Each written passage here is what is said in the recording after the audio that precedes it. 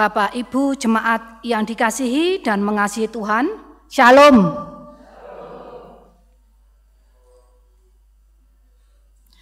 Selamat berjumpa kembali dalam ibadah Minggu 13 November 2022 yang saat ini masuk di bulan budaya GKJW. Ada beberapa pengumuman, yaitu 1. Pemberkatan perkawinan gerejawi. Saudara Yoresi Eres kelompok 8, putra Bapak Ibu Rudi Sewoyo dengan saudari Wiga Valentina Cornelis warga GKJW Jemaat Mulyorjo, putri Bapak Ibu Welasono. Pemberkatan pada hari Minggu 20 November 2022 pukul 7.00 WIB di GKJW Jemaat Mulyorjo. Saudari Tri Unika Wahyu Kristanto GSJA Maranatha, Malang, putra Ibu Lili Sujiati dengan saudari Ayu Esterlita Cahyaning, kelompok 9, putri Bapak Ibu Widiatmoko. Pemberkatan pada hari Sabtu 26 November 2022 pukul 9.00 WIB di GKJW Jemaat Malang. 2. Ibadah Perjamuan Kudus Advent. Perjamuan Kudus Advent dilaksanakan pada Minggu 4 Desember 2022, dilaksanakan pukul 7.00 dan 17.00 WIB. Cawisan bagi warga jemaat dilaksanakan dalam ibadah keluarga atau ibadah Patuen tanggal 22 November sampai 2 Desember 2022 di kelompok masing-masing. 3. Panitia HRP kedua. Panitia HRP kedua mengucapkan terima kasih kepada seluruh warga jemaat atas doa, dukungan, dan persembahan pada HRP kedua tahun 2022. Tuhan memberkati. 4. Dari Komisi KPK Jemaat Malang. Dalam rangka Hari Kesehatan Nasional tahun 2022, Pokjagakes akan mengadakan pemeriksaan kesehatan dan laboratorium sederhana secara gratis bagi Bapak Ibu warga jemaat, meliputi pemeriksaan tekanan darah, gula darah, asam urat. Kegiatan ini dilaksanakan pada hari Minggu 13 November 2022 setelah ibadah pagi di ruang Gakes GKJW Jemaat Malang. Komusker mengundang Bapak Ibu Saudara warga jemaat untuk hadir dalam acara musik talent show yang akan dilaksanakan pada hari Sabtu 19 November 2022 pukul 17.00 di Gedung GKJW Jemaat Malang. KPPW Jemaat Malang, hari ini pukul 9.00 WIB akan dilaksanakan ibadah wanita bertempat di rumah Ibu Duri Astuti kelompok 8. Dengan beralamat di Jalan Kauman Dalam nomor 8 Malang. Basar KPPW Jemaat di halaman gedung gereja. Monggo Bapak Ibu Jemaat yang dikasih Tuhan nanti setelah ibadah untuk pinarak, untuk mampir di Basar KPPW Jemaat. KPAR 1. Pagi ini dilaksanakan ibadah Minggu Anak jenjang Batita sampai dengan Madya. Bagi Bapak Ibu yang mengajak putra-putrinya dapat mengantar bagi jenjang Batita di ruang Batita sebelah ruang Gakes, Balita di ruang KPPM, Pratama di ruang Markus, dan Madya di ruang Matius. Mari kita semakin peduli pertumbuhan iman putra-putri kita. 2. Pokja Pendampingan dan Perlindungan Anak P2A. Bapak Ibu orang tua mau punya anak penurut. Nah, mari hadir di giat parenting yang akan dilaksanakan pada hari Minggu tanggal 20 November 2022 di Gedung GKJW Jemaat Malang pukul 9.00 WIB dengan pembicara yang ahli di bidangnya yaitu Bapak Purnomo, founder Gria Hipnoterapi Malang. Mari Bapak Ibu dapat segera mendaftar kegiatan tersebut gratis tidak berbayar.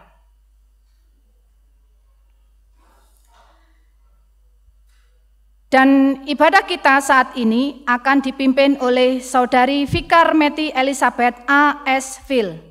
Kita akan bersama-sama masuk pada panggilan ibadah. Bapak Ibu jemaat yang dikasihi Tuhan, mari kita bangkit berdiri.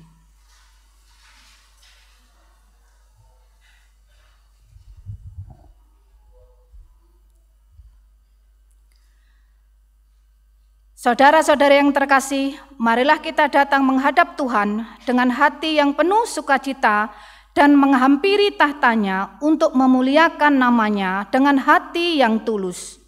Mari kita memuji nama Tuhan dengan bernyanyi dari PKJ 7, bait pertama dan ketiga.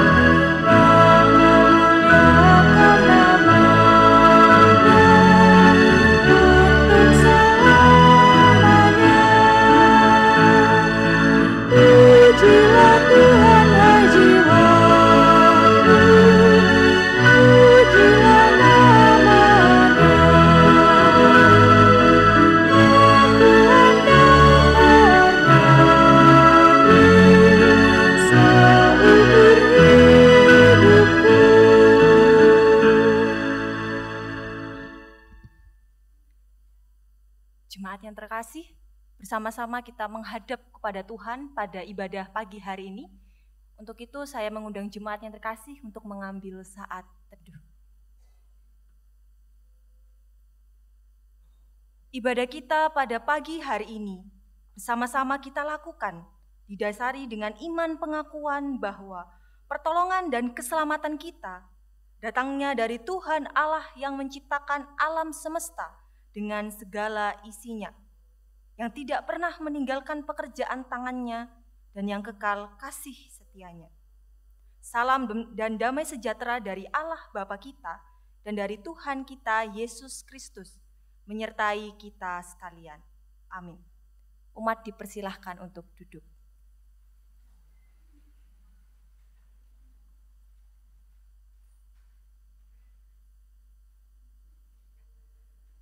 Bapak, Ibu, Saudara-saudari terkasih, yang menjadi tema ibadah kita pada minggu ini sesuai dengan tema liturgis GKJW, yaitu budayakan hidup benar dan baik di tengah kejahatan.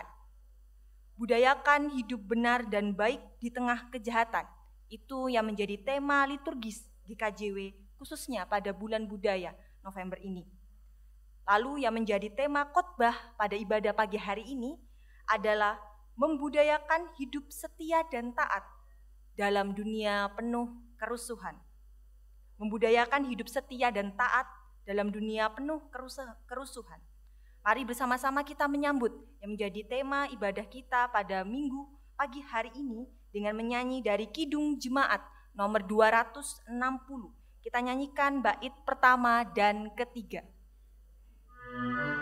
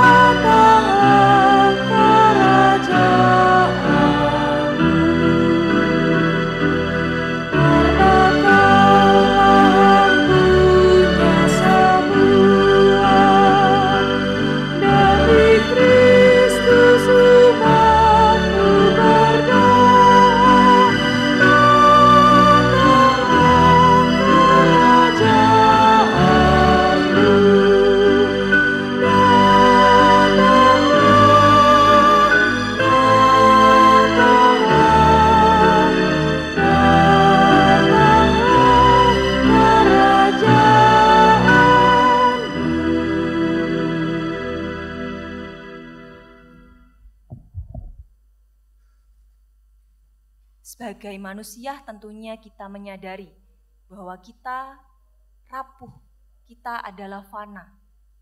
Hanya Allah yang kekal. Sebagai manusia menyadari kerapuhan kita, juga menyadari bahwa kita sebagai manusia berdosa. Tapi Tuhan, melalui Tuhan Yesus Kristus, datang menyelamatkan kita. Untuk itu, bersama-sama pada pagi hari ini, kita datang kepada Tuhan.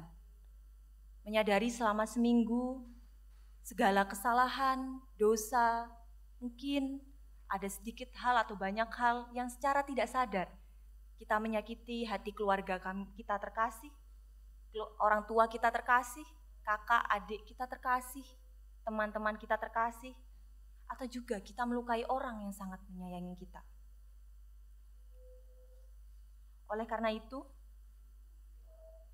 tertulis di dalam Injil Matius pasal 22 ayat 37 sampai dengan 40. Firman Tuhan yang mengatakan, "Kasihilah Tuhan Allahmu dengan segenap hatimu, dan dengan segenap jiwamu, dan dengan segenap akal budimu." Itulah hukum yang terutama dan yang pertama. Dan hukum yang kedua, yang sama dengan itu ialah, "Kasihilah sesamamu manusia, seperti dirimu sendiri." Pada kedua hukum inilah tergantung seluruh hukum Taurat dan kitab para nabi. Mari, saya undang Bapak Ibu, saudara-saudari terkasih pada ibadah pagi hari ini, kita datang kepada Tuhan. Kita mengakui segala dosa dan kesalahan yang sudah kita perbuat, baik secara sadar ataupun tidak sadar. Mari, bersama-sama kita menyatukan hati dan pikiran. Saya berikan waktu secara pribadi kepada Bapak, Ibu, saudara-saudari terkasih, untuk berdoa, mengakui secara dosanya di hadapan Tuhan. Mari kita berdoa.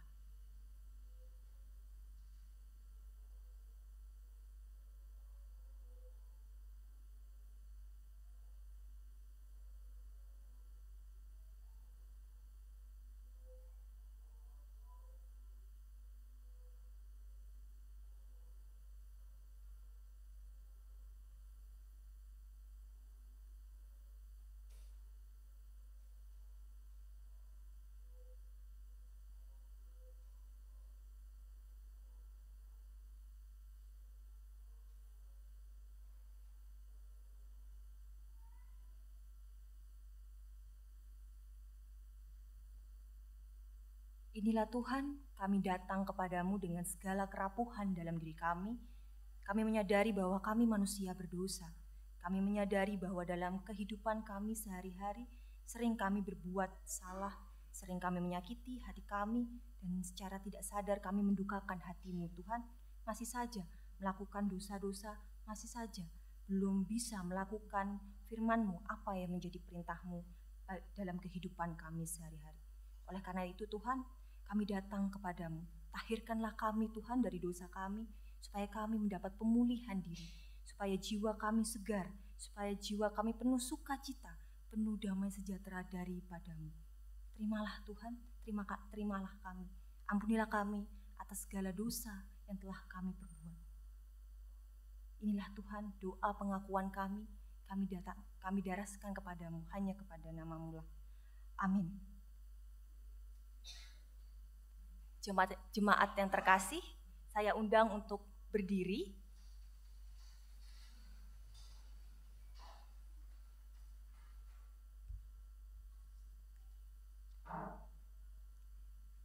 Pengampunan yang diberikan Tuhan kepada kita sungguh luar biasa, karena Allah adalah Allah yang maha kasih.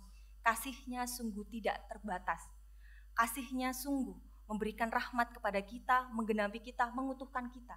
Manusia yang penuh kerapuhan, sehingga Ia mengutus Tuhan Yesus. Tuhan Yesus rela menanggung dosa kita dengan mati di kayu salib dan menebus kita dari hukuman karena dosa kita. Seperti firman Tuhan yang tertulis dalam Efesus pasal 2 ayat yang keempat sampai yang kelima.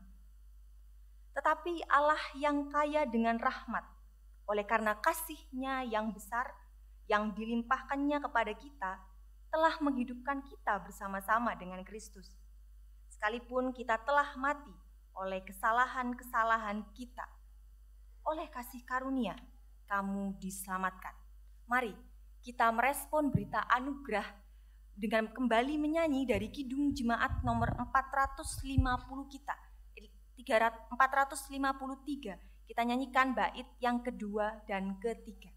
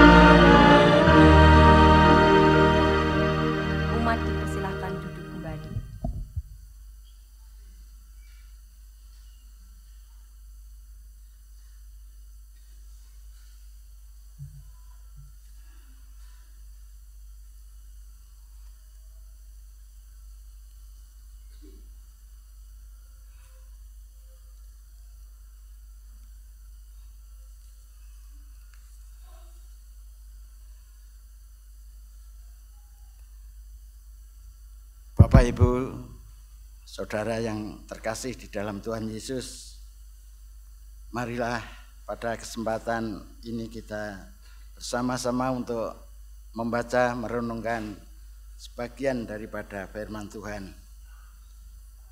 Untuk itu marilah kita mohon terang dari Roh Kudus, kita berdoa.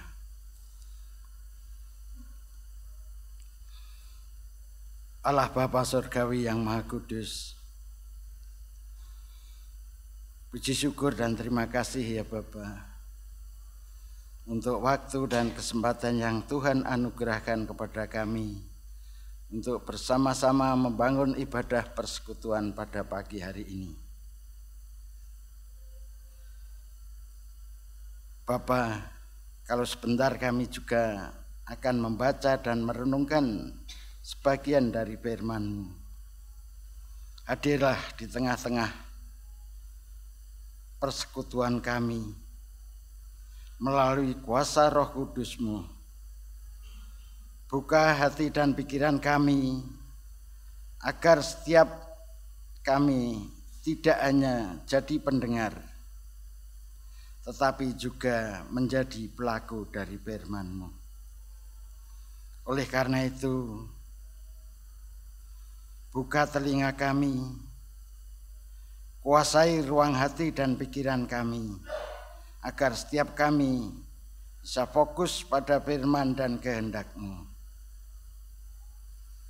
Demikian juga hamba-Mu, Vikar Meti, yang akan menyampaikan kebenaran firman-Mu. Tuhan urapi agar hanya kehendak-Mu yang terucapkan. Ya Allah Roh Kudus, berfirmanlah. Kami semua siap mendengarkan. Amin. Mari kita bersama-sama memuji dari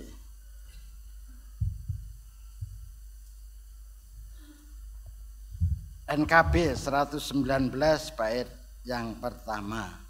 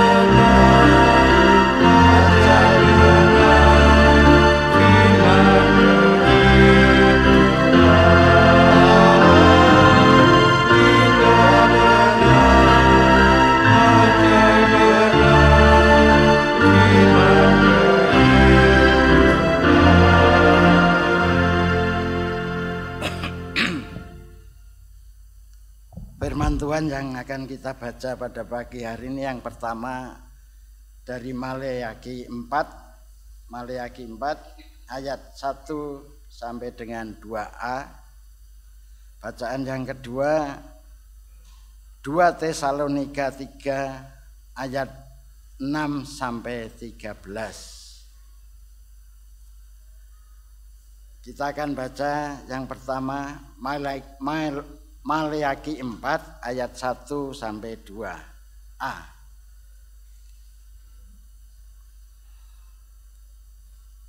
Hari Tuhan, bahwa sesungguhnya hari itu datang menyala seperti perapian.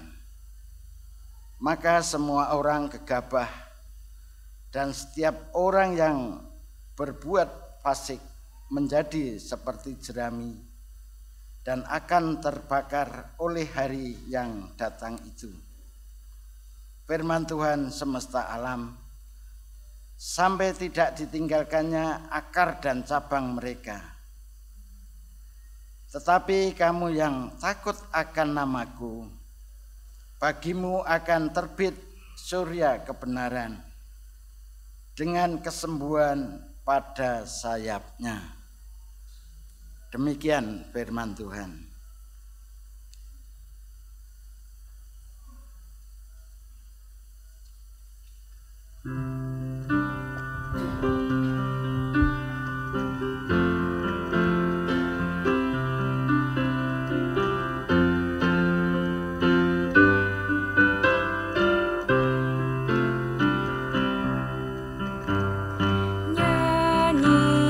Nyanyikanlah nyanyian baru bagi Tuhan, sebab Ia melakukan perbuatannya yang ajaib. Keselamatan dikerjakan, tangan dan lengannya yang duduk. Tuhan telah mengenakan keselamatan dari Dia. Nyatakan keadilan di depan mata bangsa-bangsa. Ia mengingat kasih setia terhadap kaum Israel.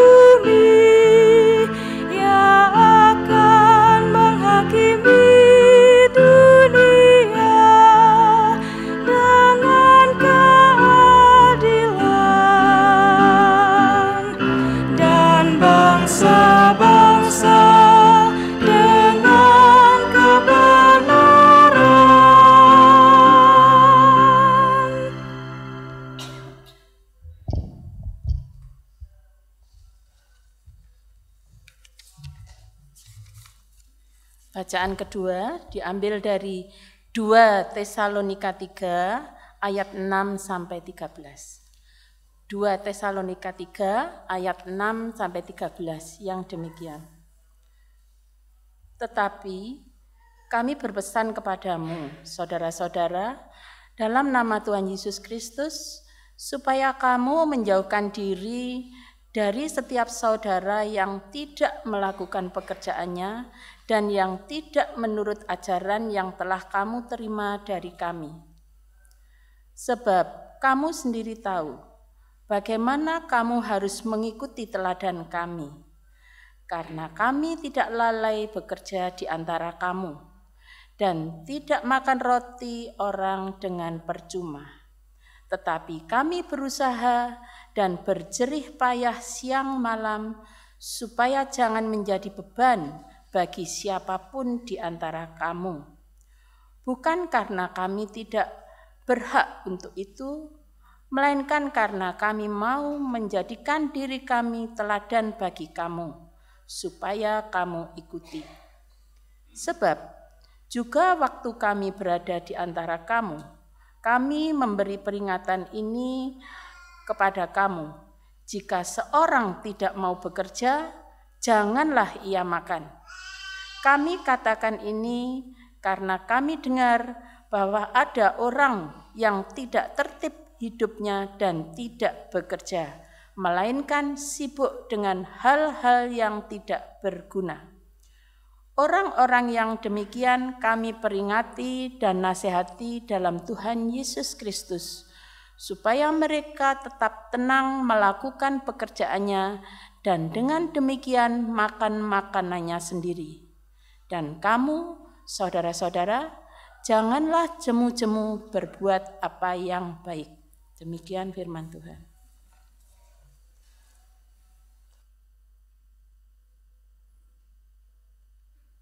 Inilah permulaan Injil Yesus Kristus.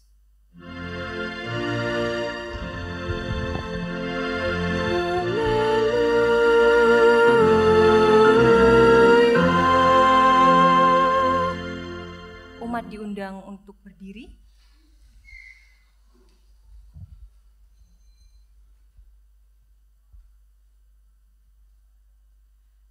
Injil Yesus Kristus menurut kesaksian Lukas, pasal 21 ayat 5 sampai dengan ayat yang ke-19. Ketika beberapa orang berbicara tentang bait Allah dan mengagumi bangunan itu yang dihiasi dengan batu yang indah-indah dan dengan berbagai-bagai barang persembahan, berkatalah Yesus, "Apa yang kamu lihat di situ akan datang harinya, di mana tidak ada satu batu pun akan dibiarkan terletak di atas batu yang lain. Semuanya akan diruntuhkan." Dan murid-murid bertanya kepada Yesus, katanya, "Guru, bila manakah itu akan terjadi? Dan apakah tandanya kalau itu akan terjadi?" Jawabnya, "Waspadalah, supaya kamu jangan disesatkan, sebab banyak orang akan datang dengan memakai namaku dan berkata, 'Akulah dia,' dan saatnya sudah dekat. Janganlah kamu mengikuti mereka. Dan apabila kamu mendengar tentang peperangan dan pemberontakan, janganlah kamu terkejut, sebab semuanya itu harus terjadi dahulu. Tetapi itu tidak berarti kesudahannya akan datang segera." Ia berkata kepada mereka, "Bangsa akan bangkit melawan bangsa, dan kerajaan melawan kerajaan. Dan akan terjadi gempa bumi yang dahsyat, dan di berbagai tempat akan ada penyakit sampar dan kelaparan. Dan akan terjadi juga hal-hal yang mengejutkan dan tanda-tanda yang dahsyat dari langit.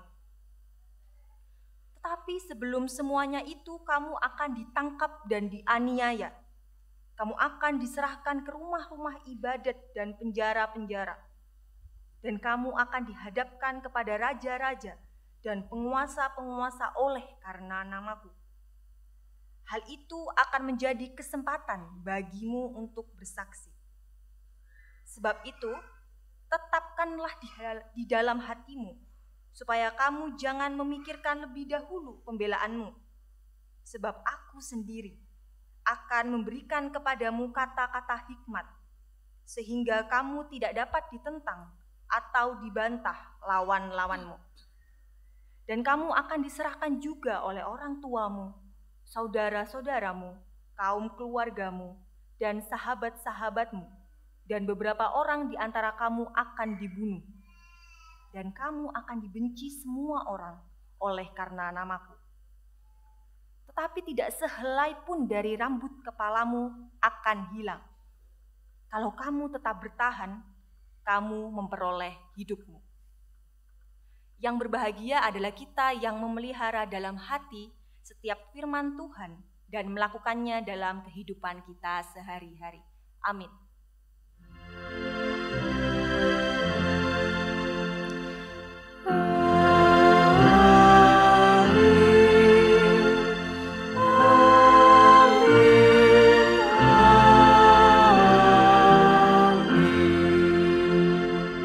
Silakan duduk.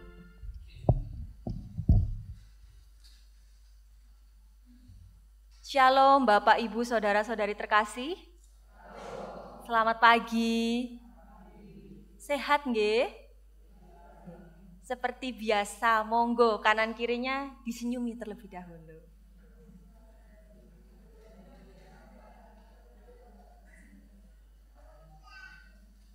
Iya.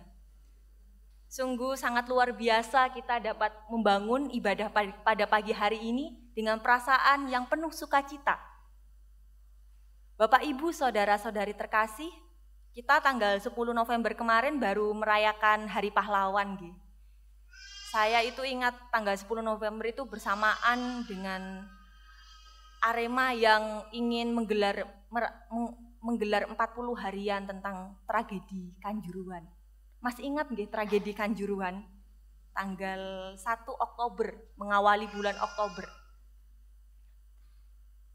Ternyata saya sempat searching juga di internet nggih, pada bulan Oktober kemarin, baru saja Oktober kemarin. Ternyata tidak hanya satu tragedi saja, satu tragedi yang memilukan hati, yang sangat pedih. Tidak hanya tragedi di Kanjuruhan saja yang terjadi, tapi juga ada tragedi-tragedi lain. Ini di slide ada foto tentang tragedi Kanjuruhan, tentunya kita sudah sangat tahu, mendengar berita di mana-mana. Tragedi ini menewaskan sekitar kurang lebih 135 orang. Itu belum lagi yang luka-luka. Ternyata tidak hanya tragedi di Kanjuruhan saja, tapi ada lagi, yaitu jembatan ambruk di Gujarat, India. Ini ada foto di slide jembatan gantung, dia ambruk di Gujarat, di daerah India sana. Naasnya di sana itu menewaskan sekitar 134 orang. Sungguh angka yang tidak sedikit, nggih. 134 orang yang meninggal, belum yang luka-luka. Dan kejadian ini terjadi pada tanggal 30 Oktober bulan kemarin. Tidak hanya jembatan gantung ambruk di Gujarat saja, tapi mungkin yang pemuda-pemudi juga mengikuti nggih, Halloween di Itaewon, Korea Selatan. Ini juga sebuah tragedi yang luar biasa karena berdesak-desakan dan menewaskan sekitar 156 orang. Kalau dilihat di slide itu sungguh sangat desak-desakan, jadi mereka kesulitan bernapas dan yang jatuh juga pasti terinjak-injak. Kejadian tragedi di Halloween di Itaewon, Korea Selatan itu menewaskan 156 orang. Dan yang cedera 198 orang. Ini juga terjadi pada bulan Oktober tanggal 29. Dan tidak hanya tragedi, kita juga kemarin di daerah Malang Selatan juga terjadi banjir dan longsor, nggih. Daerah Pujiharjo, Sitiarjo, dan lain sekitarnya daerah sekitar itu. Banjirnya ada yang sampai tinggi seatap dan lain sebagainya. Ini saya searching sekitar terjadi pada tanggal Oktober kemarin nggih, 10 Oktober kemarin. Dan satu lagi, berita yang cukup fenomenal yang pasti kasusnya diikuti oleh Bapak Ibu sekalian. Kasus Ferdy Sambo. Pasti tidak ada yang tidak tahu nggih kasus ini nggih. Bagaimana kita itu sama-sama digugah untuk merefleksikan secara etis bagaimana mungkin seorang Kristen juga dengan jabatan tertinggi di polisi tapi melakukan hal yang sangat luar biasa keji. Bapak, Ibu, saudara-saudari terkasih, tadi kalau kita lihat slide-slide, ada tragedi mulai dari Kanjuruan, jembatan gantung ambruk di India, juga ada lagi tragedi Halloween di Itaewon, belum lagi banjir di daerah Malang Selatan dan juga di daerah lainnya, belum lagi kasus kemanusiaan Ferdy Sambo. Sungguh sebulan belakangan ini nggih, terjadi banyak peristiwa-peristiwa yang mengagetkan juga memilukan hati. Siapa sangka dalam 1 bulan Oktober terjadi lebih dari 1 peristiwa yang memilukan. Kalau kita melihat tadi banyak tragedi, kalau kita kembali melihat kejadian-kejadian belakang, wajar kita merasa sangat takut. Wajar hal itu memberikan kesan yang sangat menakutkan untuk kita kembali mengingatnya. Seakan-akan itu ingin memberitakan bahwa dunia itu sedang tidak baik-baik saja. Seakan dunia itu penuh dengan kerusuhan. Tapi apakah benar tragedi-tragedi ini sedang menunjukkan bahwa dunia kita ini, zaman sekarang yang kita hidupi ini, kita hidup itu penuh kerusuhan? Menurut KBBI, kerusuhan itu sendiri didefinisikan, saya sampai cari di KBBI. Arti kerusuhan itu apa? Arti kerusuhan itu ternyata perihal rusuh, artinya menimbulkan perasaan yang tidak aman. Kalau tidak aman itu pasti tidak nyaman kita. Terus ada keributan, ada kekacauan, ada huru-hara. Ini arti definisi dari kerusuhan menurut KBBI. Jadi kalau kita tarik dunia yang penuh kerusuhan, berarti yang terjadi di dalam dunia ini membuat kita, manusia-manusia yang di dalamnya itu merasa tidak nyaman, tidak aman. Ada ancaman bagi kita, karena banyak keributan, banyak tragedi, banyak juga peristiwa bencana alam, juga kasus Ferdy Sambo yang sangat-sangat menggugah kita untuk kembali memaknai apa arti kemanusiaan itu. Dari sebulan belakangan ini, bisa saja sangat memungkinkan kita untuk bertanya, sebenarnya Tuhan maksudnya apa? Apa maksudnya dari semua peristiwa-peristiwa yang terjadi sebulan belakangan ini? Di dalam Injil Lukas pasal 21, ayat yang ke-5 sampai dengan ayat yang ke-19, ini juga berbicara tentang dunia yang penuh kerusuhan, khususnya Tuhan Yesus memberikan wejangan kepada murid-muridnya. Nah, biasanya bagian ini kalau di Matius itu juga ada khusus perikop yang berbicara sama dengan ini, itu di atasnya itu saya ingat Matius 24 dan 25 itu berbicara tentang akhir zaman. Ini juga di Lukas ternyata dituliskan, tidak hanya di Injil Matius tetapi di Lukas juga dituliskan. Ternyata perikop ini, pasal yang ke-21 ini, khususnya ayat yang ke-5 sampai dengan ayat yang ke-19 ini, itu disebut apokalipsis. Artinya wahyu atau pernyataan atau penyingkapan. Jadi ini bagian dari wahyu, bagian dari penyingkapan. Maksudnya apa? Maksudnya penyingkapan itu apa? Maksudnya wahyu itu apa? Maksudnya pada perikop ini mau menjelaskan atau menyingkapkan masa depan yang masih tersembunyi, yakni mengenai kejadian-kejadian yang berhubungan dengan realisasi rencana Allah berkenaan dengan dunia ini dan kemanusiaan. Juga ada istilahnya itu eskatologi, ilmu yang berbicara mengenai apa yang akan terjadi atau berbicara mengenai akhir zaman. Itu dituliskan salah satunya di Injil Lukas pada perikop yang kita bersama-sama gumulkan pagi hari ini. Tapi jangan dimaknai ini sebagai ramalan, ramalan tentang hari Tuhan, ramalan tentang kedatangan anak manusia, ramalan tentang bahkan tentang akhir zaman. Bukan. Justru perikop ini bukan berisi ramalan mengenai masa depan, mengenai masa yang akan datang, tetapi sebagai pelayanan rohani. Jadi isinya itu dimaksudkan untuk memberikan nasihat, untuk menghiburkan dan menguatkan hati pengikut-pengikut Yesus, supaya mereka tidak bingung, tidak putus asa, tidak khawatir, tidak merasa resah gelisah tentang apa yang akan terjadi di masa yang akan datang, di masa depan. Jadi penulis Injil Lukas menegaskan bahwa yang dinyatakan kerajaan Allah itu barangkali masih jauh benar. Jadi belum tentu itu dekat, belum tentu itu akan segera terjadi. Itu terjadi, tapi tidak ada yang tahu kapan waktunya. Tapi penulis Injil Lukas pada perikop ini ingin menjelaskan bahwa yang penting bukan mengenai dekat atau jauhnya hari Tuhan itu, tapi melainkan kepastian bahwa Allah sungguh-sungguh akan melaksanakan rencananya, yaitu rencananya kedatangannya yang kedua ke dunia ini. Tentunya kalau misalnya kita kembali melihat secara utuh dari Injil Lukas, kita akan bersama-sama fokuskan perenungan kita pada Injil Lukas. Di ayat yang ke-5 dan ke-6 itu berbicara tentang bait Allah diruntuhkan. Jadi bait Allah itu berbicara tentang kemegahan. Bagi orang Israel itu, bait Allah itu sesuatu yang dapat diagung-agungkan, dapat dibanggakan oleh orang Israel. Karena ya salah satu kayak yang khasnya, ciri khasnya bangsa Israel itu ya bait Allah ini, pusat segala peribadahan umat Israel ya di bait Allah ini.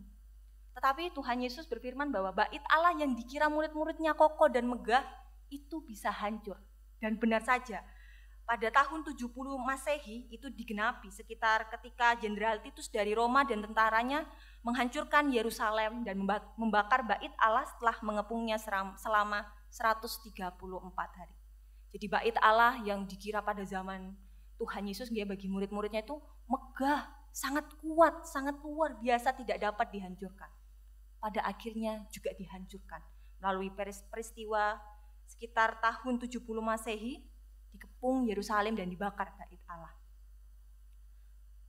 Lalu pada perikop ini juga tidak hanya berbicara tentang bait Allah yang diruntuhkan. Ternyata yang kita kira sesuatu yang kita banggakan itu juga bisa hancur, bisa lenyap. Tapi juga berbicara tentang tanda-tanda. Tanda-tanda nopo? Tanda-tanda hari itu. Bisa jadi hari kedatangan Tuhan ke dunia. Tidak ada yang tahu waktunya kapan. Ini bukan berbicara tentang waktu, tapi berbicara tentang itu pasti akan terjadi. Hari itu pasti akan terjadi. Waktunya kapan tidak ada yang tahu. Tetapi ada tanda-tandanya, seperti yang diungkapkan oleh Tuhan Yesus dalam Injil ini. Yang pertama ada penyesatan di ayat yang ke-8. Penyesatan ini itu penyesatannya mereka menggunakan nama Tuhan, menggunakan nama Allah untuk membuat tersesat. Jadi mengaku bahwa aku utusan Allah, bahwa hari Tuhan sudah dekat, aku utusan Allah. Jadi mereka yang mengaku-ngaku utusan Allah dan mengaku-ngaku bahwa hari Tuhan sudah dekat, pastinya tanggalnya diberitahu ya kadang. Itu justru penyesatan. Itu tidak benar. Sebab dalam Alkitab sendiri tidak dituliskan kapan hari Tuhan yang pasti tepatnya itu datang. Lalu yang kedua berbicara tentang adanya peperangan, pemberontakan, situasi yang sangat tidak aman, sama seperti tragedi-tragedi. Peperangan Iran-Irak juga yang kemarin itu juga. Peperangan, pemberontakan menunjukkan bahwa dunia ini sudah penuh rusuh, kekacauan di mana-mana, tidak ada kasih, tidak ada damai sejahtera di dalamnya. Ada bangsa melawan bangsa, perang demi perang, belum lagi gempa bumi yang dahsyat. Contohnya seperti bencana alam yang kalau kita lihat sudah tidak terhitung banyaknya bencana alam di Indonesia itu sendiri. Belum lagi juga nubuat Tuhan tentang bahwa kita pasti akan menderita. Kita akan diserahkan dan lain sebagainya. Itu menunjukkan bahwa akan ada penderitaan yang luar biasa yang dirasakan oleh kita. Tapi itu resiko pengikut Kristus. Kita harus menderita bersama dengan Kristus. Tanda-tanda itu sekali lagi tadi dijelaskan bukan untuk mengartikan waktu kedatangan, waktu terjadinya hari itu, tapi hanya tanda-tanda pengingat saja. Bacaan kita pada pagi hari ini mengajak bukan untuk menghitung, memprediksi waktu Tuhan datang kedua kali, menghitung-hitung secara matematis kedatangan Kristus kedua kali, sebab Alkitab tidak dan bukan berisi ramalan. Ini bukan ramalan, Tapi ini tentang kepastian Tuhan akan datang, hanya itu saja. Nah, tapi ini bukan menakut-nakuti, nggih, karena kita berbicara tentang nubuat wahyu ini bukan menakut-nakuti. Justru ayat ini Tuhan Yesus sampaikan untuk menguatkan hati pengikut-pengikut Kristus, memberikan nasihat, memberikan penguatan kepada umat-umatnya. Ini bisa dibaca di ayatnya yang ke-14.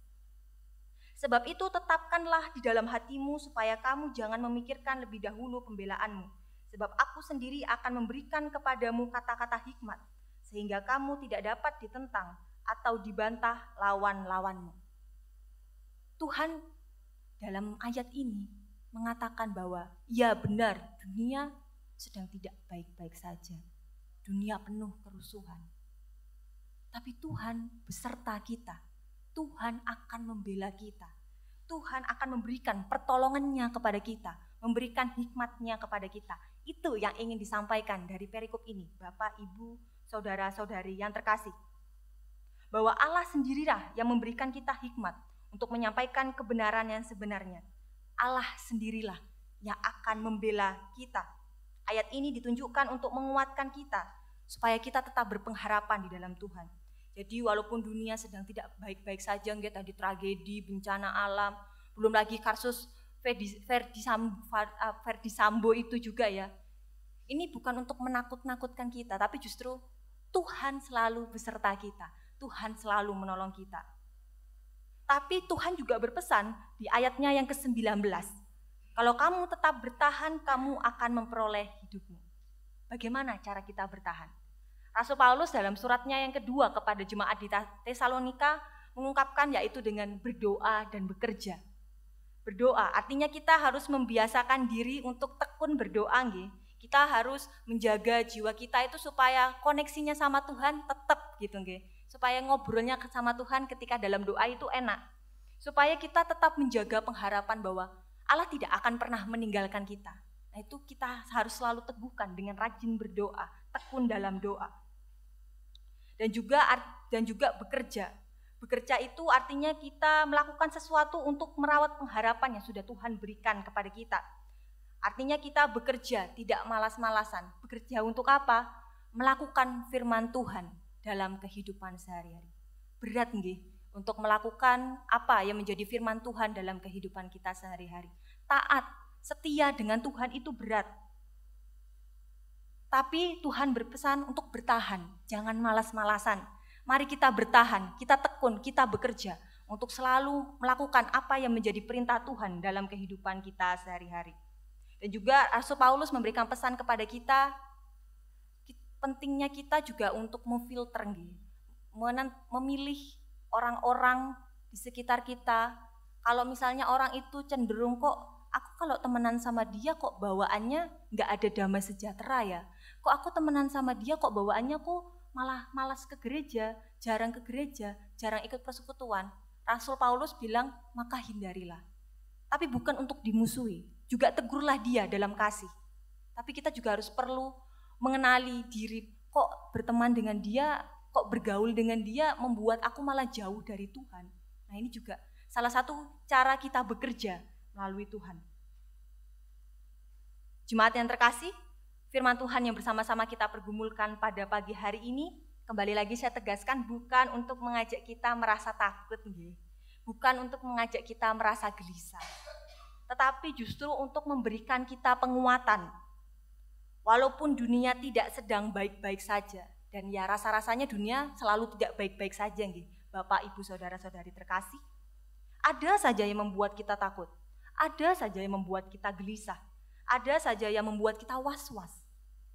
Tetapi jangan lupakan bahwa Allah yang selalu memberikan kita pertolongan dan hikmat-Nya. Allah sendiri yang meneguhkan dan menguatkan kita. Oleh karena itu kita juga harus belajar, sama seperti judul renungan pada pagi hari ini, membudayakan hidup setia dan taat dalam dunia penuh kerusuhan. Artinya membudayakan kita harus membiasakan diri kita hidup setia, taat, loyalitas sebagai pengikut Kristus di tengah dunia yang penuh kerusuhan. Dengan apa? Rajin berdoa, bekerja, rajin melakukan hal-hal yang Tuhan perintahkan, tidak melanggar apa yang menjadi larangannya. Itu yang disebut dengan rajin bekerja. Kita belajar untuk saling peduli, tidak membenci, tidak melakukan kekerasan baik fisik, verbal ataupun secara mental, dan juga saling menolong. Itu yang sederhana saja. Dengan demikian, Bapak, Ibu, Saudara-saudari terkasih, walaupun dunia yang kita hidupi sekarang ini sedang tidak baik-baik saja dan selalu tidak sedang baik-baik saja, tetapi melalui Allah sajalah kita akan mampu bertahan melewati dunia ini hingga masanya Tuhan datang ke dunia ini. Amin. Umat dipersilahkan untuk mengambil saat teduh.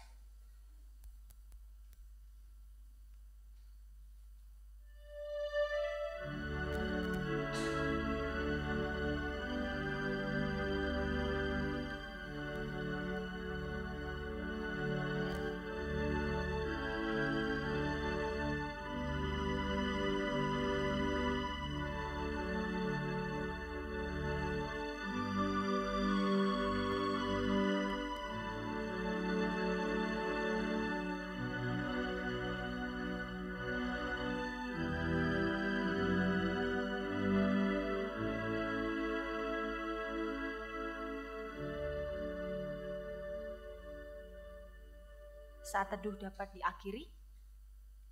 Kembali kita merespon yang menjadi perenungan yang bersama-sama sudah kita pergumulkan pagi hari ini dengan menyanyi dari Kidung Jemaat nomor 446. Kita nyanyikan bait pertama dan ketiga.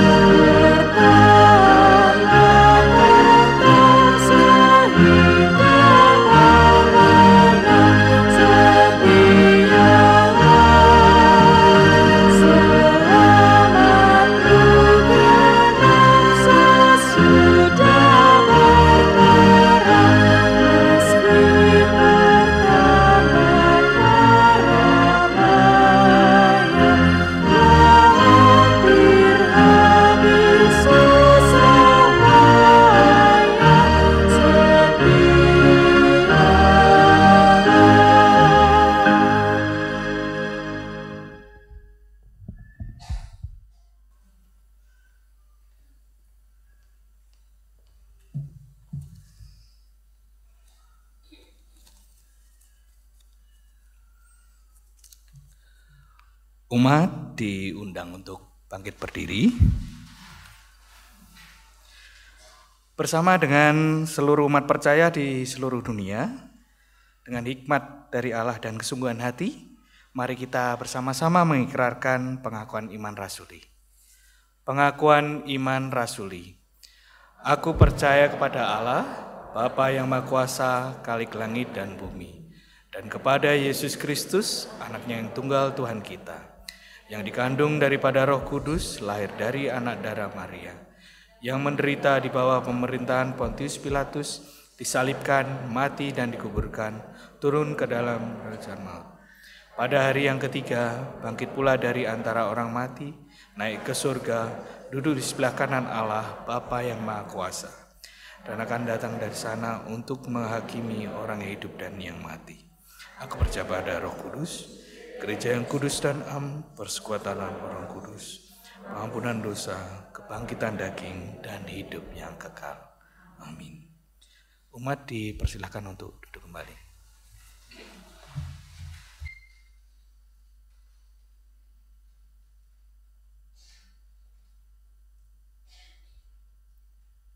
bersama-sama kita kembali menyatukan hati dan pikiran kita akan menaikkan syafaat kita kepada Tuhan. Seperti biasa, nanti setelah akhir doa syafaat kita akan menutupnya dengan menyanyikan lagu doa Bapa Kami. Mari kita berdoa.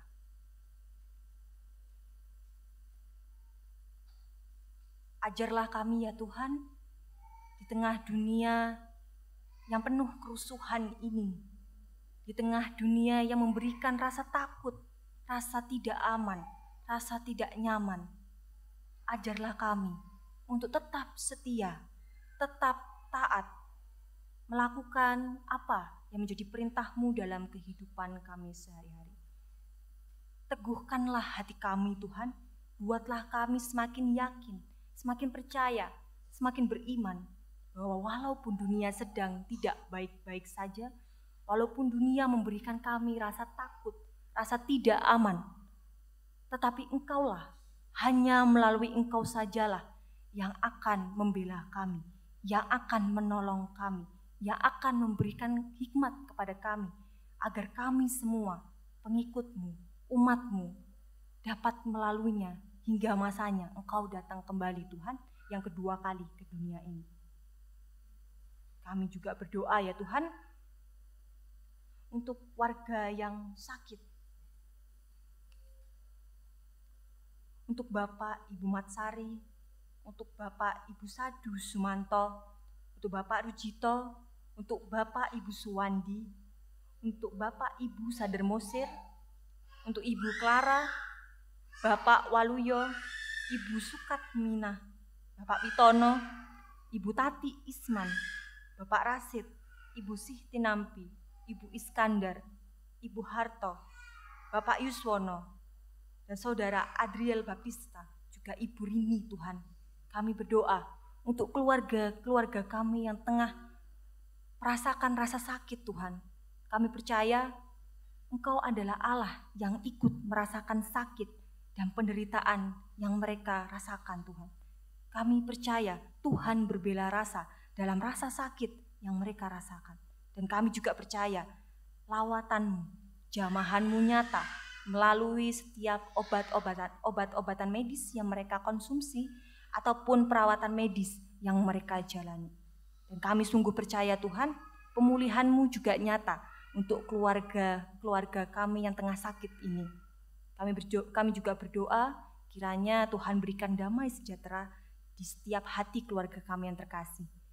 Sehingga mereka tidak lupa, mereka selalu merasakan bahwa Allah selalu menyertai mereka, bahwa Allah selalu hadir bersama mereka hingga masa pemulihan dijalani dengan baik dan bersama-sama dapat berkumpul dengan kami beribadah di dalam gereja ini. Kami juga berdoa Tuhan untuk warga Adi Yuswo yang di tengah usianya yang sudah senja Tuhan. Kami percaya Engkau tetap memakai mereka menjadi sarana kesaksian-Mu yang nyata, baik di lingkungan keluarganya, di lingkungan sekitar rumahnya, lingkungannya, ataupun di gereja. Kami berdoa untuk kesehatan untuk warga Adi Yuswo, kiranya di usia yang sudah senja, Tuhan selalu berikan kesehatan secara fisik. Dan kiranya juga Tuhan berikan damai sejahtera. Tuhan jauhkan dari segala rasa gelisah yang berlebihan, khawatir yang berlebihan. Tapi Tuhan ganti dengan rasa sukacita, dengan damai sejahtera, bahwa Allah selalu menyertai mereka dan akan selalu menyertai hingga saatnya kembali kepadamu, Tuhan. Kami juga berdoa untuk warga yang tengah merayakan ulang tahun perkawinan kudus ya Tuhan. Kiranya ketika merayakan usia yang baru, masa yang baru di perkawinan yang kudus ini, keluarga kami terkasih ini dapat kembali melihat seberapa jauh Tuhan ikut serta, Tuhan ikut campur, Tuhan memberikan pertolongan dalam perkawinan, dalam keluarga yang mereka bangun. Dan juga ke depannya nanti melalui keluarga ini yang tengah berulang tahun perkawinan kudus dapat menjadi salah satu teladan ya Tuhan untuk keluarga yang memancarkan kasih-Mu bagi persekutuan kami terkasih ini ya Tuhan. Kami juga berdoa ya Tuhan untuk warga yang ulang tahun, kiranya memperingati usia yang baru bertambah kembali 1 tahun adalah kepercayaan yang Engkau berikan. Dan kiranya di usia yang baru, untuk warga keluarga kami terkasih yang berulang tahun ini, merasakan bahwa Allah tidak pernah meninggalkan mereka. Allah selalu menyertai mereka, mulai dahulu sampai dengan saatnya nanti Tuhan. Dan kiranya Tuhan di usia yang baru, kembali mereka dapat Engkau pakai untuk menjadi sarana kesaksian-Mu bagi lingkungan di sekitar mereka. Kami juga berdoa ya Tuhan untuk warga kami terkasih yang tengah mencari pekerjaan. Kami percaya Engkau selalu memberikan pekerjaan yang di mana mereka ditempatkan nanti mereka dapat menjadi berkat. Kami percaya Engkau yang tahu mana pekerjaan yang sesuai untuk mereka yang tengah mencari pekerjaan. Dan kiranya di tempat pekerjaannya yang baru nanti mereka dapat menjadi berkat Tuhan di lingkungan sekitarnya. Kami juga berdoa untuk setiap kami yang dalam pekerjaan kami, dunia pekerjaan kami, Tuhan memampukan, Tuhan berikan kami kekuatan Tuhan untuk kami menyelesaikan setiap tugas-tugas, setiap job desk, setiap tugas dan lain sebagainya, tanggung jawab dan lain sebagainya. Tuhan berikan kemampuan kepada kami yang tengah bekerja untuk menyelesaikan semua tugas dan tanggung jawab dengan sebaik-baiknya. Kami juga berdoa ya Tuhan untuk anak-anak kami yang terkasih yang tengah menjalani studi, mulai dari bangku TK hingga perguruan tinggi.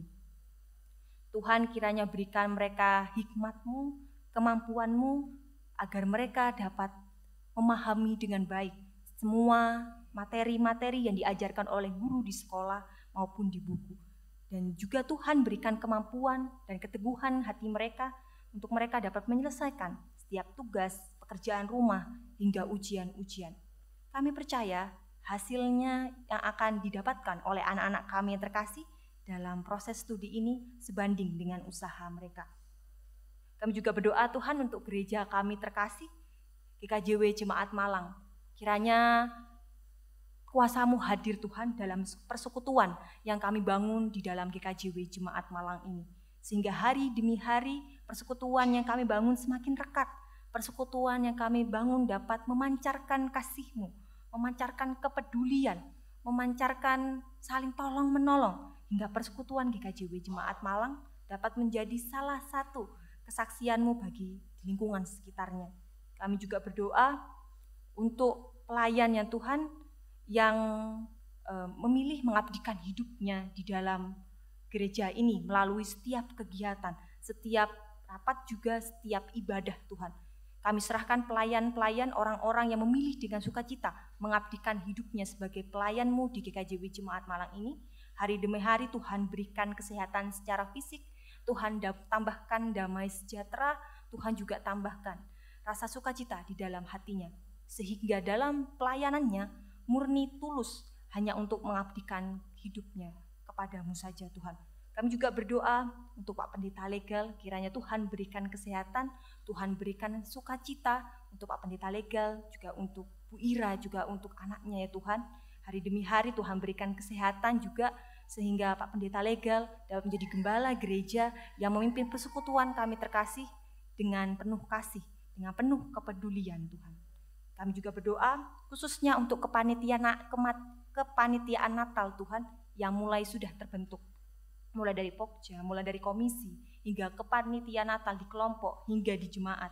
Tuhan yang memberikan kelancaran kepada setiap orang, setiap pelayan-Mu yang mengambil bagian untuk mengambil bagian menjadi panitia dalam Natal ini Tuhan. Tuhan berikan kesehatan bagi mereka dan Tuhan lancarkan setiap rapat, setiap perencanaan, hingga pada hari hanya nanti setiap ibadah, setiap perayaan Natal yang diadakan dapat berjalan dengan lancar. Tidak hanya itu, tetapi Tuhan juga hadir dan dirasakan dalam perayaan Natal tersebut. Tak lupa kami juga berdoa ya Tuhan untuk bangsa kami terkasih, bangsa Indonesia. Segala problematika yang terjadi di bangsa Indonesia kami terkasih ini, kami percaya Engkau akan memberikan pertolongan-Mu. Hingga saatnya nanti bangsa Indonesia kami terkasih dapat kembali pulih dan dapat kembali menjadi contoh bagi bangsa-bangsa di sekitarnya. Kami juga berdoa untuk pemerintah Tuhan, mulai dari RT hingga presiden, setiap orang yang Engkau pilih, yang Engkau percayakan untuk duduk di bangku jabatan tersebut. Tuhan berikan hikmat kebijaksanaan bagi mereka dalam kepemimpinannya dalam setiap kebijakan yang mereka pilih, kiranya itu didasarkan hanya untuk kebaikan bersama warga negara Indonesia. Inilah Tuhan syafaat yang kami naikkan kepadamu. Bersama-sama kami akhiri syafaat kami dengan menyanyikan doa sebagaimana doa yang Engkau ajarkan kepada kami. Bapa kami yang di surga, dikuduskanlah namamu, datanglah kerajaanmu, jadilah kehendakmu di bumi seperti di surga. Berikanlah kami pada hari ini makanan kami yang secukupnya, dan ampunilah kami akan kesalahan kami, seperti kami juga mengampuni orang yang bersalah kepada kami, dan janganlah membawa kami ke dalam pencobaan, tetapi lepaskanlah kami daripada yang jahat, karena Engkau yang mempunyai kerajaan dan kuasa dan kemuliaan sampai selama-lamanya.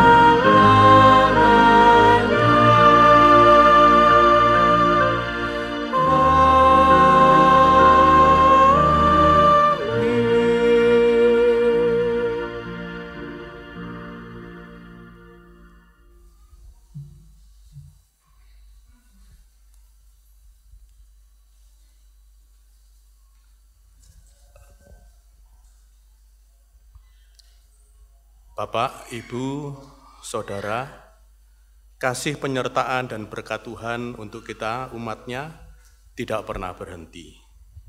Kebaikan dan kasih-Nya telah menyelamatkan kita. Karena kebaikannya itu, marilah kita mengucapkan syukur dan kita wujudkan dalam persembahan kita. Sebagai dasar di dalam kita mempersembahkan, ada firman Tuhan yang diambil dari Imamat 19 ayat 5, yang demikian firman-Nya. Apabila kamu mempersembahkan kurban keselamatan kepada Tuhan, kamu harus mempersembahkannya sedemikian, hingga Tuhan berkenan akan kamu. Mari saudara-saudara yang terkasih, kita mempersembahkan persembahan yang sudah kita siapkan dengan memuji dari Kidung Jemaat 450, ayat 1 sampai 3.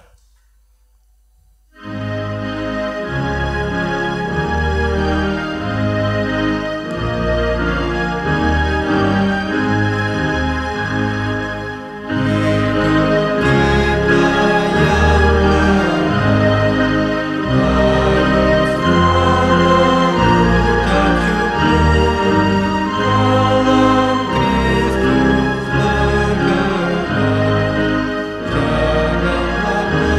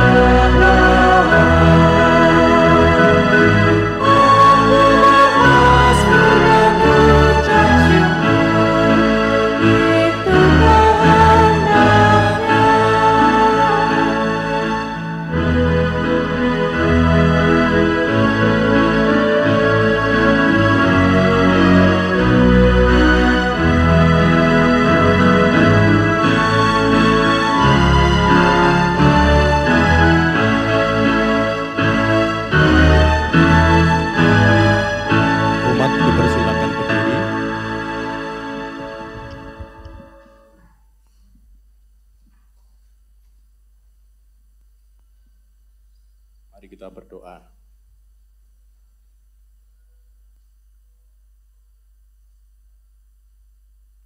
Bapa di dalam surga, terima kasih atas berkat dan pemeliharaanmu yang tidak pernah putus dalam kehidupan kami.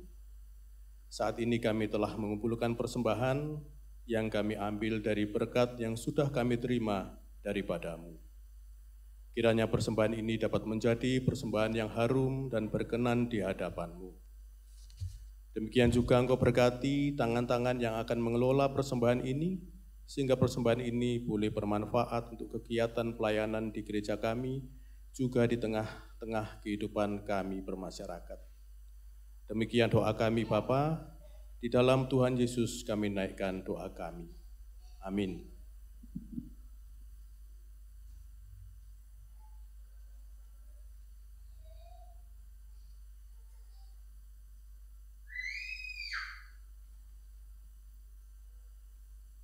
Jemaat yang terkasih, yang dikasihi dan mengasihi Tuhan, bersama-sama kita undur dari hadapan Tuhan dengan damai dan penuh sukacita.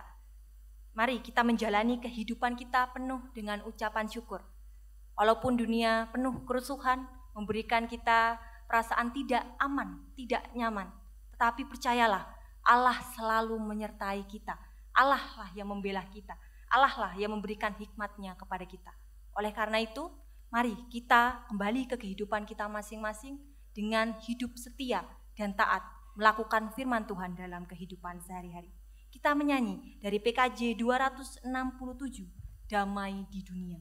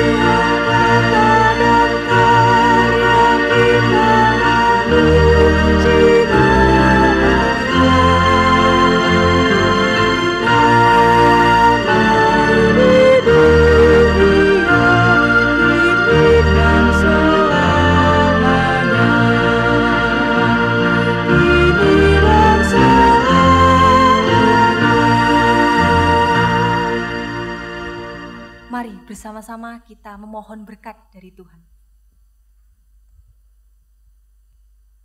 Allah Bapa sumber segala anugerah, Tuhan Yesus sumber segala kasih karunia, dan Roh Kudus sumber segala penghiburan, senantiasa menyertai, memberkati, dan mendewasakan kita sekalian, mulai saat ini hingga selama-lamanya.